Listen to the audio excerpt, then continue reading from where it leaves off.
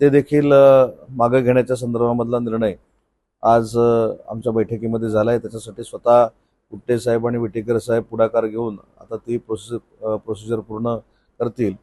परंतु हे करत असताना माननीय सुनेत्रा वहिनींनी देखील राजेशजींशी चर्चा केली, जे उमेदवार आहेत त्यांच्याशी देखील चर्चा केली आणि याचा सगळ्याचा परिपाक असा आहे की आता जे फॉर्म आहेत आता विड्रॉ होतील. आता विड्रॉ झाल्यानंतर युबीटीचा एक फॉर्म राहील, अजून एक अपक्ष फॉर्म राहील.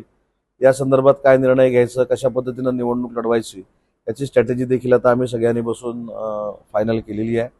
कुठच्याही परिस्थितीमध्ये महायुतीचा उमेदवार निवडून येईल अशा पद्धतीची व्यूहरचना म्हणा, स्ट्रॅटेजी म्हणा, ही आम्ही सगळ्यांनी बसून एकत्र ठरवली.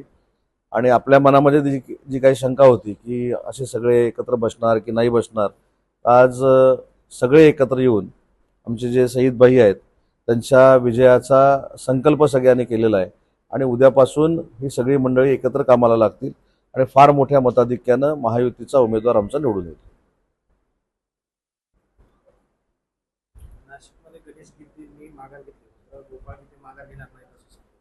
नाही, ठीक आहे ना, अजून 3 वाजेपर्यंत वेळ आहे.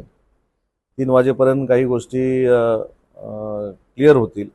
या सगळ्या गोष्टींवर आपण 3 वाजल्यानंतरच बोलणं योग्य ठरेल.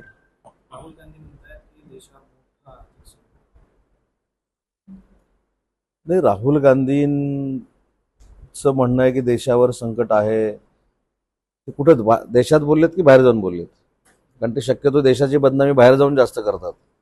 त्यामुळे राहुल गांधींच्या म्हणण्याला किती महत्व आहे देशामध्ये हे निवडणुकांमधनं तुम्ही बघितलेलं आहे. महाराष्ट्रामध्ये असेल की देशभरात जी काही राज्य आहेत त्यांच्यामध्ये ज्या काही निवडणुका झाल्या तिथे पूर्णतः एनडीएचं सरकार आलेलं आहे. माननीय नरेंद्र मोदी साहेबांवर विश्वास व्यक्त केलेला आहे, अमित भाईंवर विश्वास व्यक्त केलेला आहे. त्याच्यामुळे त्यांच्या सांगण्याला किती महत्व आहे याची मला कल्पना नाही, पण त्यांचं कोण ऐकत नाही हे अनेक निवडणुकांमधनं भारतातल्या बंधू भगिनींनी दाखवून दिलेलं आहे.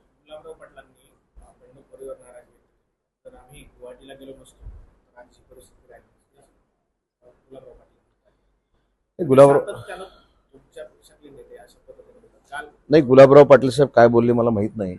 ते बोललेलं ते मी बघतो, व्हिडिओ बघतो आणि त्याच्यानंतर सांगतो.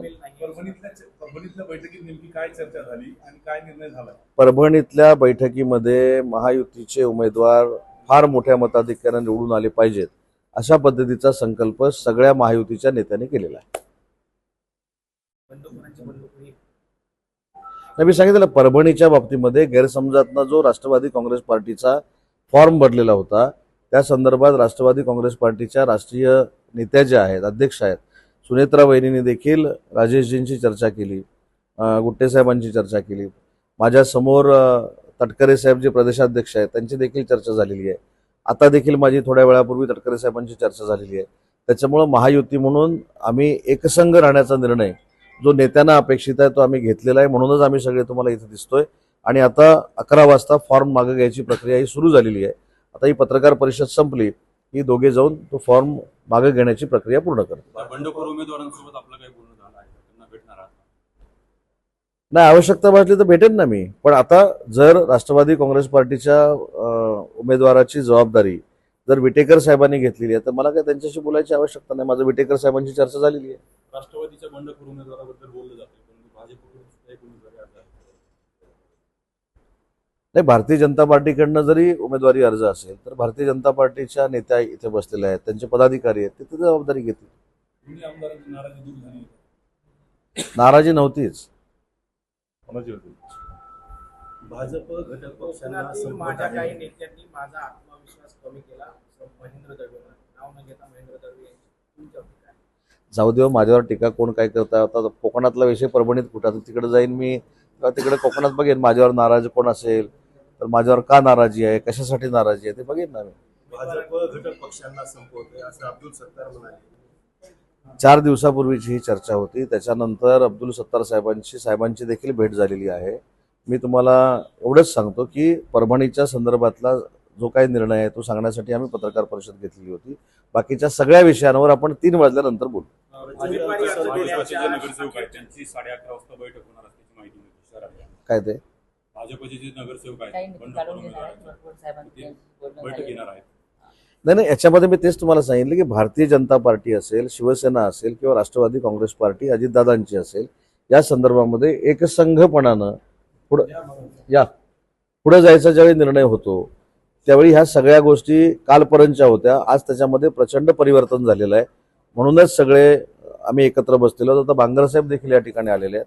त्याच्यामुळं कुठच्याही परिस्थितीमध्ये महायुतीचा उमेदवार निवडून येईल अशा पद्धतीची रणनीती आणि एकसंघपणा आमच्या सगळ्यांमध्ये आहे.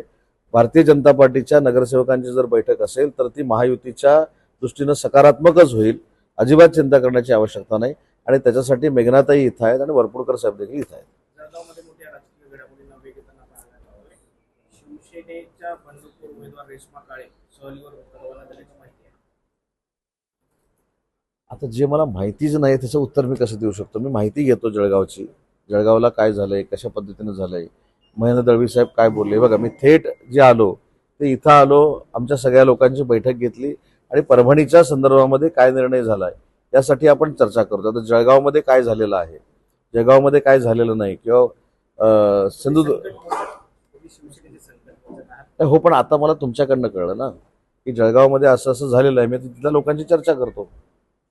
पण परभणीमध्ये महायुतीचा विजय हा फार मोठ्या फरकानं होईल. धन्यवाद.